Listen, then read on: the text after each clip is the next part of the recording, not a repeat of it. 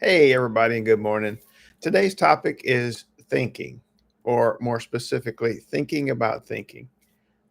I've done several videos that talk about different perspectives and questioning and all that. I wanted to go today specifically in the idea about thinking about what you're thinking. For some people, this may be upsetting. For some people, they may have no clue what I'm talking about. And some people, hopefully, will be right on target with it. Hopefully, today I will help you be able to put into some kind of process the whole thought patterns of being able to think about what you're thinking, why you're thinking it, why are you holding on to this attitude, what's the value in holding on to it, what would be the value in changing. For some people, thinking is a very rigid thing, and whatever thoughts they've already had, whatever ideas, whatever beliefs they have, they hold on to firmly and solidly and refuse to change no matter what. And then there are other people in the world who have a difficult time with a sense of identity and self, and their thought patterns and their beliefs are so fluctuating and so much, in a state of change that it's difficult for them to gain a true sense of who they are.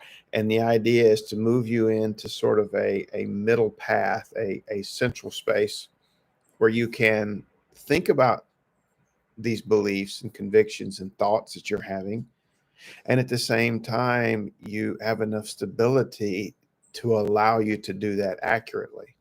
You can see how either one of the extremes are a problem in the sense that if you're so rigid, then you won't be able to actually change or adapt.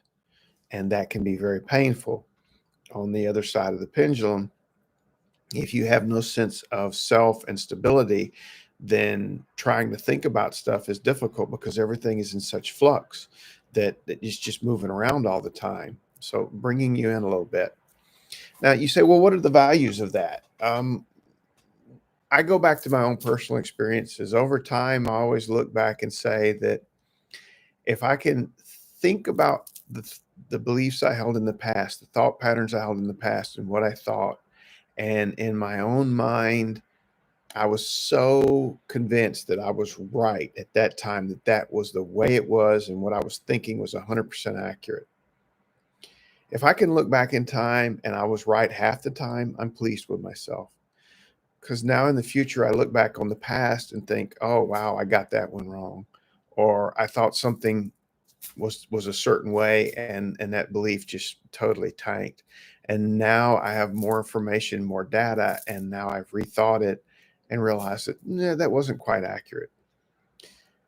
Bringing that into the present, then I realized now the things that I'm thinking now that I'm so convinced of, there's a chance they may not be right either. And instead of letting that upset me and then go to the other extreme of, well, then why have any convictions? I realized that I was right half the time, maybe.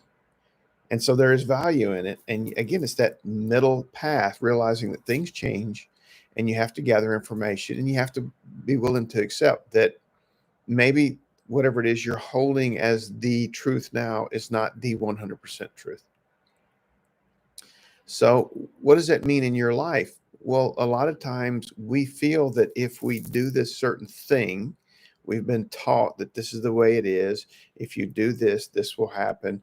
And when that happens, these are all the good things. And I'll give you example to not be so vague.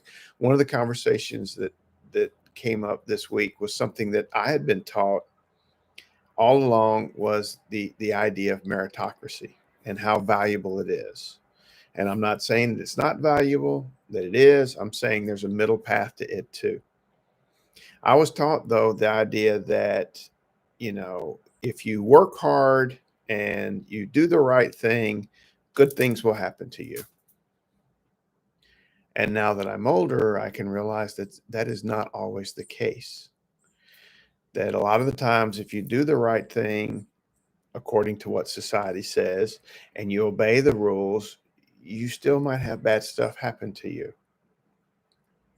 Now, does that mean that you should just go out and do bad things then? I'm not saying that. Maybe if you rethink it, the whole purpose of doing good things is the value in doing the thing itself. In other words, if you help somebody, It's not so that you can get something out of it down the road. The idea is that you help somebody because it's the right thing to do. You help them. If somebody's hungry and you give them something to eat, it's not with the idea that, oh, now they'll owe me something down the road, or if I do it, then I'm building up this good thing that I'm going to get rewarded for later on, that everyone's going to notice me doing these good things and they're going to pat me on the back. You do the right thing because it's the right thing to do. Because there's the back end to that whole meritocracy, which is, if you believe that people who are doing good things will get good things, then you also tend to get stuck in this idea that if you're getting good things, it's because you did something right in the past. And those people that are suffering, obviously, maybe they deserve it, which is not always the case. In fact, I would say most of the time it's not the case. A lot of the times, unfortunately, bad things happen to good people.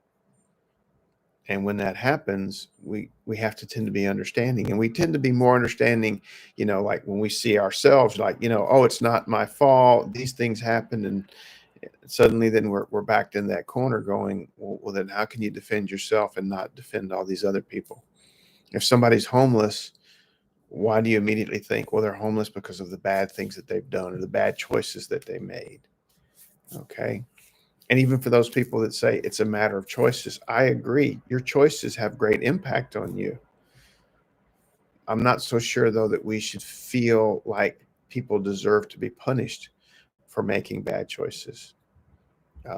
Heaven knows, I think we've all been guilty of being ignorant from time to time, some of us more so than others. Does that mean we deserve to be punished for our ignorance? Only in as much as it takes us to step back and go, oh, wow, that wasn't a good choice. Maybe I need to make a better one. There is a reason why these things happened through time. There's the idea that we do things and we learn from those lessons. You eat a food that's bad, it makes you sick, not to eat that no more. In the old caveman days, you ate that berry and it didn't turn out right, and so you don't eat that berry no more. That was a learning tool. The problem is we tend to take that and then we try to apply it to every part of our life. We need to rethink what it is we have been taught, rethink what it is that we're doing. And sometimes in the rethinking, we come up with a better premise.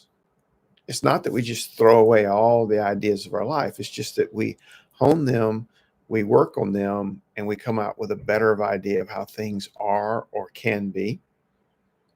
And even then, we take it that once we have new information, that may change too.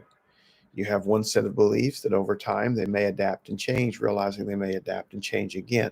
Thinking about what you're thinking and going, why are you thinking this way?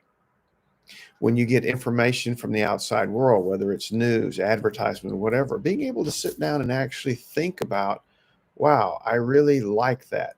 What is it about made me like that? Or I like that person. And actually sitting down and asking yourself, gee, I wonder why I like them so much. What was it about them that made me feel that way? And it actually, instead of, as some people say, it spoils the magic when you know the reason behind it. To me, it actually adds to the magic of the world to understand that your thought patterns can be formed because of interaction with other people's thought patterns, and that you are living in a massive set of cause and effect equations. The thing you're doing now has basis upon the thing that happened before that. This thing arises and it caused something else to arise and something else to change. And by going back and tracing all these things, you start to realize that there is relationships with all things, and there are relationships between all people in all places all over the world, that we're living in a giant experiment, if you will, with lots of things going on, causing lots of effects, and we're having lots of feelings.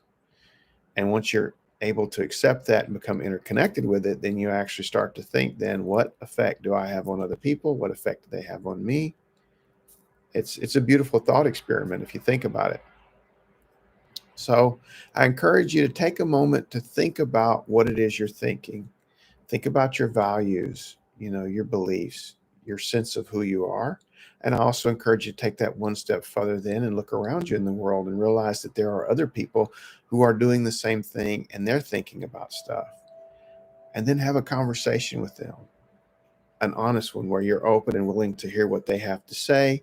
And hopefully they're willing to hear what you have to say. And then you have something else to think about. Okay. You have a great day. And I look forward to talking to y'all next time. Take care now. Oh, namaste.